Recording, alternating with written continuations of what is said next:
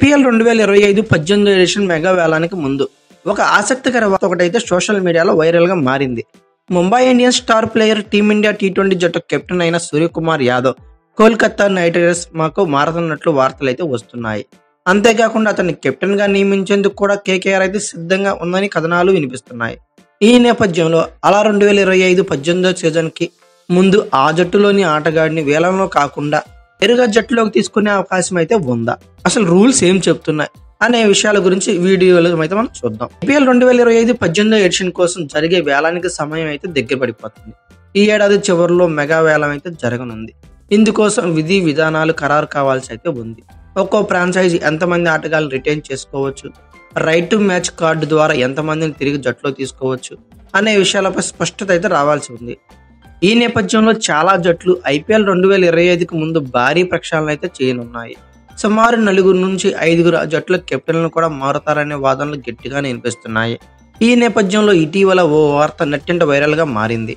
Team India T20 జట్టు captain Mumbai Indians star player Suryakumar Yadav వచ్చే IPL season కు ముందు కోల్కతా నైట్ రైడర్స్ జట్టులో చేరతాడని వార్తలు అయితే వస్తున్నాయి. అంతేకాకుండా ఏకంగా శ్రేయస్ అయ్యర్ స్థానంలో కెప్టెన్ గా కూడా నియమితుడవుతారని మీడియా కథనాలు అయితే పేర్కొన్నాయి. దీంతో ఈ విషయం Mumbai Indians fans, Shreyas Iyer fans కి కలవర పెడుతుంది. ఈ పరిస్థితుల్లో సూర్యకుమార్ యాదవ్ కేకేఆర్ కెప్టెన్ అయ్యే ఛాన్స్ అయితే ఉందా, అది జరగాలంటే ఏం చేయాలి అనే విషయాలు ఇప్పుడు తెలుసుకుందాం. ఐపీఎల్ 2025కు ముందు ట్రేడింగ్ విండో అయితే లేదు. ట్రేడింగ్ విండో ద్వారా గత ఐపీఎల్ సీజన్ కు ముందు గుజరాత్ టైటన్స్ కెప్టెన్ గా ఉన్న హార్దిక్ పాండ్యాని ముంబై ఇండియన్స్ అయితే సొంతం చేసుకుంది. ఆ వెంటనే ముంబై ఇండియన్స్ కెప్టెన్ గా కూడా నియమించింది. అయితే ఈసారి మాత్రం ఏ ఫ్రాంచైజీకి కూడా అలాంటి అవకాశం అయితే లేదు. ఐపీఎల్ 2025కు ముందు మెగా వేలం జరగనున్న నేపథ్యంలో ట్రేడింగ్ విండోకి అనుమతి అయితే ఇవ్వటం లేదు.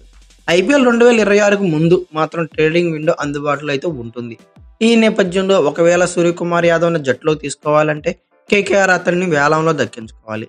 కానీ సూర్యకుమార్ యాదవ్ లాంటి స్టార్ ప్లేయర్ని వేలంలో వచ్చాక అతన్ని సొంతం చేసుకునేందుకు కేకేఆర్ తో పాటు చాలా జట్లు పోటీలోకి అయితే వస్తాయి. ఎంత డబ్బు అయినా ఖర్చు పెట్టేందుకు వెనుకాడవు. దీంతో సూర్యకుమార్ యాదవ్ని వేలంలో దక్కించుకోవాలంటే కేకేఆర్ భారీగా వెచ్చించక తప్పదనే చెప్పుకోవచ్చు. అయితే ఒక ప్లేయర్ కోసం భారీగా ఖర్చు చేస్తే జట్టు కూర్పు దెబ్బతినే అవకాశం ఖచ్చితంగా కనబడుద్ది. సూర్యకుమార్ యాదవ్ కి కెప్టెన్సీ ఇస్తామని చెబితే శ్రేయస్ అయ్యర్ కూడా జట్టును వీడే అవకాశం మాక్సిమం కనబడిద్ది.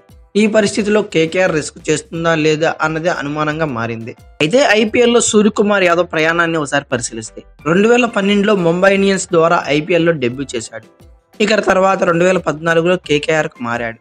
ఆ తర్వాత 2017లో మళ్లీ సొంత గూటికే ముంబై ఇండియన్స్ కు చేరాడు సూర్యకుమార్ యాదవ్. అక్కడ కీలక ప్లేయర్ గా మారిపోయాడు. అనూహ్యంగా టీమిండియా టీ20 జట్టు కెప్టెన్ గా మారాడు ఇప్పుడు. అయితే ఓవరాల్ గా ఐపీఎల్ లో 150 మ్యాచ్లు ఆడిన సూర్యకుమార్ యాదవ్ 135 ఇన్నింగ్స్ లో బ్యాటింగ్ చేశాడు. ఏకంగా 3594 పరుగులు చేశాడు.